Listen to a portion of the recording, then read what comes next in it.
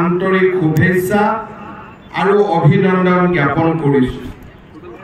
ইতিহাসে গৰকা ডিব্ৰুগড় অসমৰ এখন প্ৰধান প্ৰশাসনিক তথা বাণিজ্যিক নগৰী। ব্ৰহ্মপুত্ৰ নদীৰ দক্ষিণ পাৰত অৱস্থিত ডিব্ৰুগড়ে ৰাজ্যখনৰ দ্ৰুত গতিত বৰ্ধিত অৰ্থনৈতিক আৰু সাংস্কৃতিক ক্ষমতাক প্ৰতিনিধিত্ব কৰে।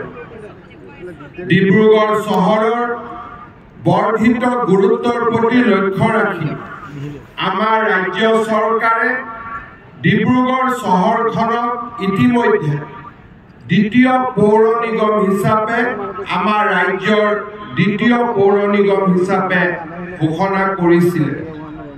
আজি এনে এখন ঐতিহ্যপূৰ্ণ নগৰীত প্ৰথমবাৰৰ বাবে ৰাজ্যিক ভিত্তিত আয়োজন কৰা গণতন্ত্ৰ দিৱসৰ পতাকা উন্মোচন।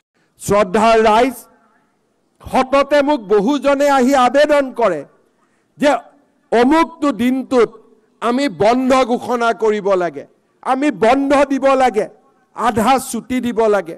মই ভাবো যিসকল মহান পুৰুষৰ নামত আমি বন্ধ বিচাৰো, সেইসকল মহান পুৰুষৰ যদি জীৱন গাথালৈ আমি চাওঁ, তেওঁলোকৰ জীৱন গাথাৰ পৰিচয় আছিল কৰ্ম।